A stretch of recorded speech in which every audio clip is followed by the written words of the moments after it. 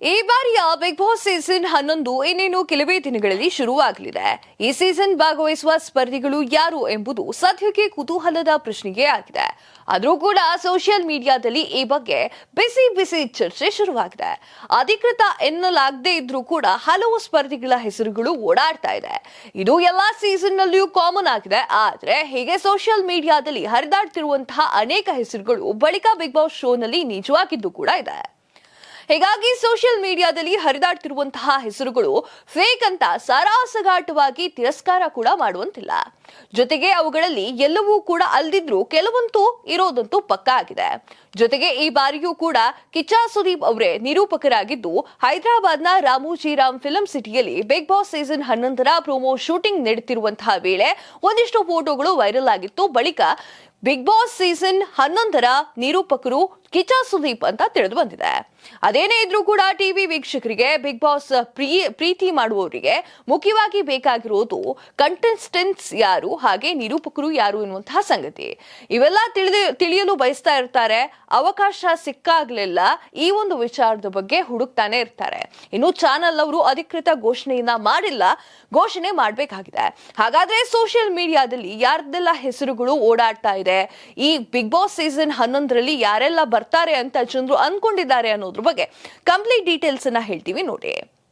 ಮೊದಲನೇದಾಗಿ ಪಂಕಜ್ ನಾರಾಯಣ್, ಕನ್ನಡ ಚಿತ್ರರಂಗದ ಹಿರಿಯ ನಟ ನಿರ್ದೇಶಕ ಎಸ್ ನಾರಾಯಣ್ ಅವರ ಪುತ್ರ ಪಂಕಜ್ ನಾರಾಯಣ್ ಬಿಗ್ ಬಾಸ್ಗೆ ಬರಬಹುದು ಅಂತ ಹೇಳಲಾಗ್ತಾ ಇದೆ.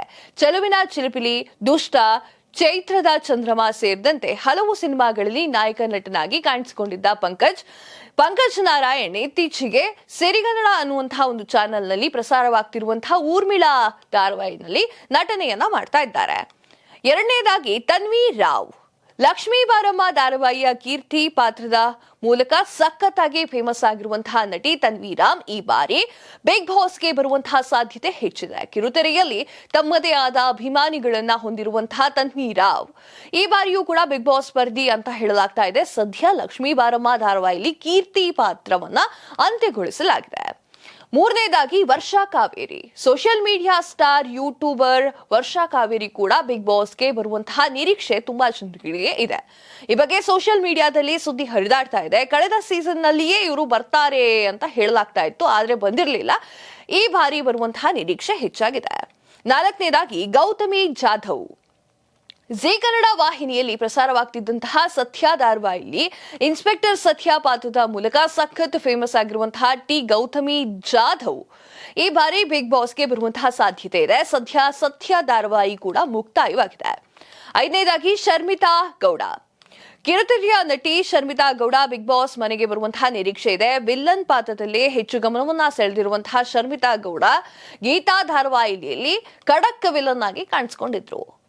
ಆರನೇದಾಗಿ ವರುಣ್ ಆರಾಧ್ಯ, ಸೋಷಿಯಲ್ ಮೀಡಿಯಾದಲ್ಲಿ ಸಖತ್ ಜನಪ್ರಿಯತೆಯನ್ನ ಪಡೆದಿರುವಂತಹ ಈತ ಬಳಿಕ ಬೃಂದಾವನ ಧಾರಾವಾಹಿ ಮೂಲಕ ಕಿರುತೆರೆಗೆ ಕಾಲಿಟ್ಟಿದ್ದ ನಟ ವರುಣ್ ಆರಾಧ್ಯ ಈ ಬಾರಿ ಬಿಗ್ ಬಾಸ್ಗೆ ಬರುವಂತಹ ಸಾಧ್ಯತೆ ಹೆಚ್ಚಾಗಿದೆ. ಇತ್ತೀಚೆಗಷ್ಟೇ ಗೆಳೆಯನನ್ನ ಕಳೆದುಕೊಂಡ ನೋವಿನಲ್ಲಿರುವಂತಹ ವರುಣ್ ಆರಾಧ್ಯ ಹೊಸ ಬದಲಾವಣೆ ಕಂಡುಕೊಳ್ಳುವಂತಹ ನಿಟ್ಟಿನಲ್ಲಿ ಬರಬಹುದು ಅನ್ನೋದು ನೆಟ್ಟಿಗರ ಲೆಕ್ಕಾಚಾರವಾಗಿದೆ.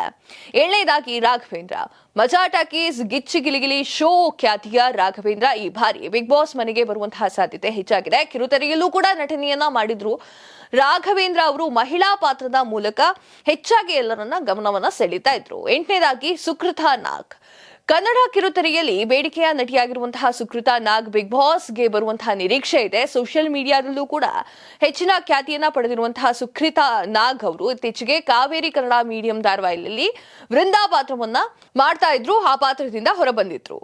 ಒಂಬತ್ತನೇದಾಗಿ ರೀಲ್ಸ್ ರೇಷ್ಮಾ, ಸದ್ಯ ಗಿಚ್ಚಿ ಗಿಲಿಗಿಲಿ ಶೋ ಸ್ಪರ್ಧಿಯಾಗಿರುವಂತಹ ರೀಲ್ಸ್ ರೇಷ್ಮಾ ಅವರು ಹೆಸರು ಕೂಡ ನೆಟ್ಟಿಗರು ಹೇಳ್ತಾ ಇದ್ದಾರೆ.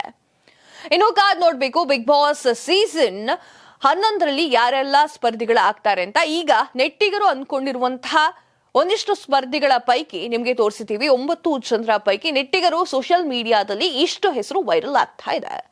ಇದಿಷ್ಟು ಈ ಹೊತ್ತಿನ ಸುದ್ದಿಯಾಗಿತ್ತು. ಮತ್ತಷ್ಟು ಸುದ್ದಿಗಳಿಗಾಗಿ ನೋಡ್ತಾ ಇರಿ ಕರ್ನಾಟಕ ಟಿವಿ, ಇದು ಕನ್ನಡಿಗರ ಧ್ವನಿ.